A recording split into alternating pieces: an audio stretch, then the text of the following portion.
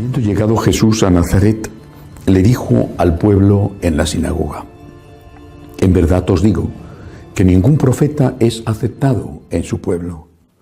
Puedo aseguraros que en Israel había muchas viudas en los días de Elías, cuando estuvo cerrado el cielo 3 años y 6 meses y hubo una gran hambre en todo el país. Sin embargo, a ninguna de ellas fue enviado Elías, sino a una viuda de Sarepta en el territorio de Sidón. Y muchos leprosos había en Israel en tiempos del profeta Eliseo. Sin embargo, ninguno de ellos fue curado, sino Naamán el sirio. Al oír esto, todos en la sinagoga se pusieron furiosos y levantándose lo echaron fuera del pueblo y lo llevaron hasta un precipicio del monte sobre el que estaba edificado su pueblo, con intención de despeñarlo. Pero Jesús se abrió paso entre ellos y siguió su camino. Palabra del Señor. Gloria a ti, Señor Jesús. Esta escena del intento de muerte de nuestro Señor en su propio pueblo, en su propia aldea, en Nazaret, donde vivía su mamá, donde vivían sus parientes más próximos, debió de ser especialmente amarga para Jesús, muy dura. ¿Cuántos favores no habría hecho el Señor? Quizá milagros disimulados a aquella gente. Había jugado en sus calles, eran sus compañeros, sus amigos. Durante 30 años había vivido allí y sin embargo reaccionan contra él e intentan matarle. Es la segunda vez que intentan matarle. La primera fue Herodes, cuando tuvo que huir, siendo él un bebé, tuvo que huir a Egipto. ¿Pero por qué intentan matar a Jesús?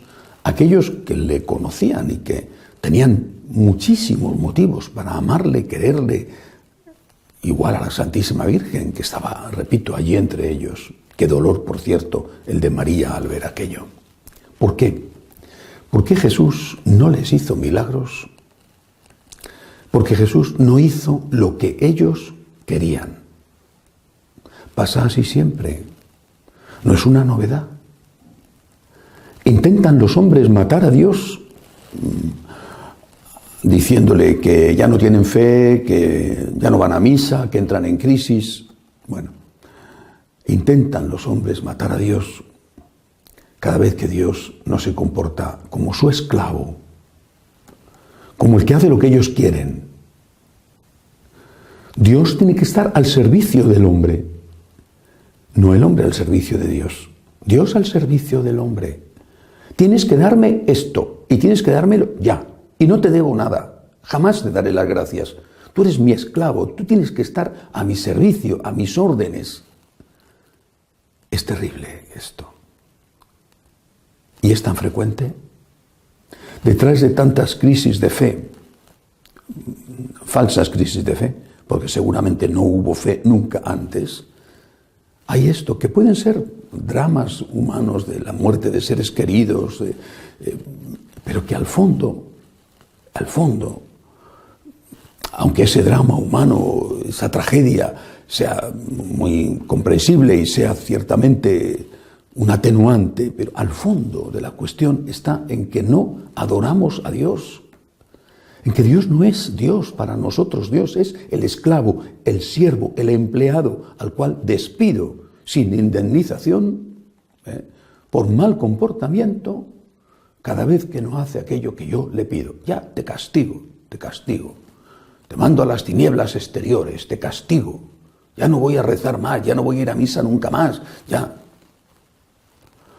¿Quién pierde? ¿Quién pierde cuando escupes al cielo? ¿Quién pierde? Dios sufre, claro, porque te ama, pero quien pierdes eres tú. ¿Va a resucitar el hijo muerto porque tú le escupas a Dios porque se ha muerto? Pues no. Te encuentras sin Dios y sin hijo. Te van a llamar para ofrecerte el mejor trabajo de tu vida, porque tú digas que ya no vas a misa. Pues no. Te quedarás sin trabajo y sin la ayuda de Dios, sin el consuelo de Dios. Jesús se alejó de Nazaret. Posiblemente no volvió nunca más. Se alejó de Nazaret. Le quisieron matar porque no hizo lo que ellos querían. Apliquemos eso también a la situación histórica que estamos viviendo. No pretendo convencer a nadie ni decir algo que contente a todo el mundo, porque hay personas imposibles de convencer y de contentar. Bueno, pero sí quiero decir algo.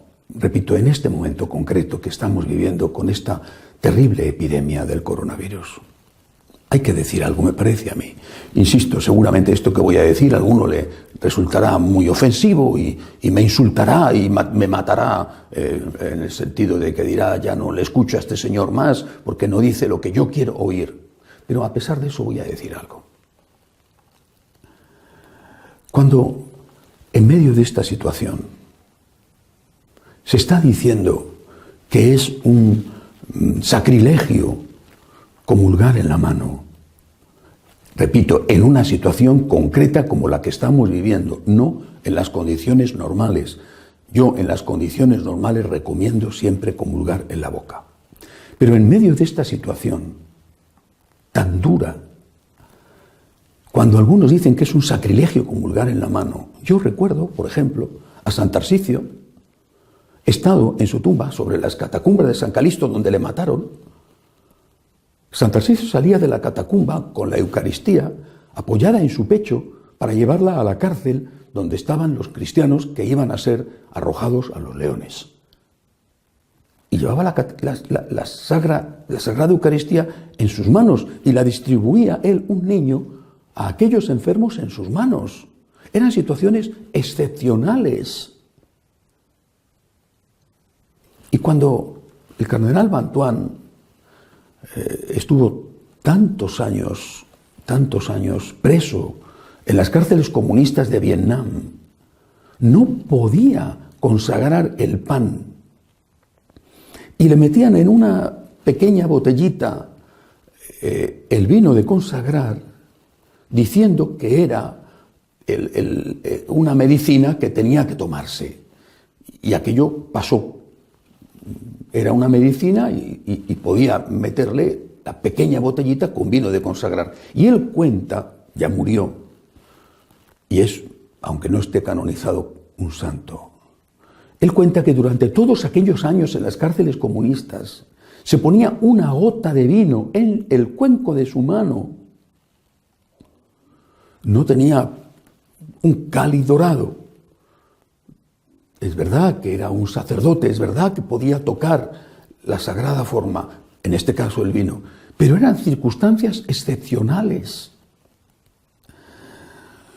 Insisto, descalificar, como algunos están haciendo, al Papa y a todos los obispos, insultarles a todos ellos como algunos están haciendo, insultarles, despreciarles, decirles las mayores barbaridades, simplemente porque aconsejan o piden, según las circunstancias, comulgar en la mano, a mí me parece, eso sí, me parece una barbaridad.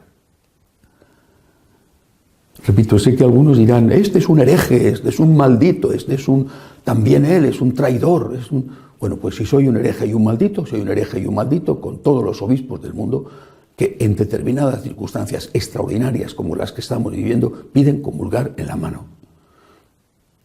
Eso sí, si no quieres comulgar en la mano, no comulgues, haz comunión espiritual, pero no insultes. Vuelvo al Evangelio de hoy. Cada vez que el Señor nos dice algo que no queremos escuchar, matamos al Señor, condenamos al Señor. Por favor, ¿dónde está la caridad? ¿No quieres comulgar en la mano? No comulgues en la mano. ¿Quién te obliga? Haz comunión espiritual, ten paz. Pero no insultes, no condenes, no calumnies. Pero ¿cómo pueden hacerse estas cosas en el nombre de Cristo? En el nombre del Dios del amor y de la caridad, muchos se están convirtiendo en auténticos genízaros que sacan sus espadas y se dedican a cortar cabezas.